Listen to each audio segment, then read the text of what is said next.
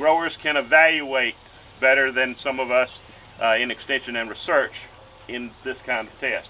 Unfortunately, post-buyout, we saw farmers get much bigger, much busier, and have less time to participate in this type of evaluation. So all of the farm tests now have been moved to experiment stations as well. Budworms did show up a little later this year. We reached the threshold on the 8th of June. We tend to see a little bit earlier towards the mid to late May.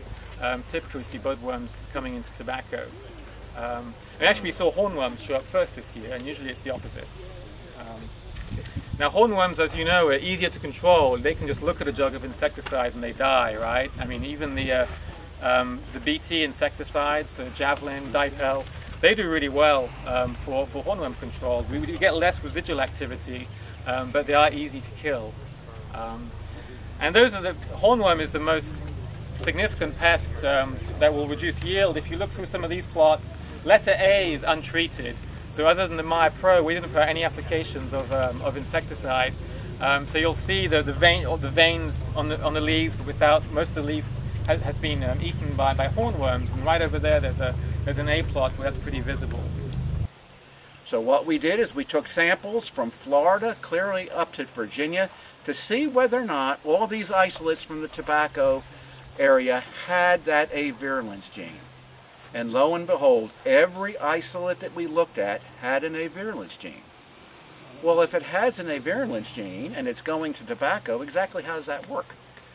Well, what we did is we sequenced some of those A virulence genes, and what we found out was if you have a mutation of that A virulence gene, it needs to be about 180 base pair mutation in the center of the A virulence gene.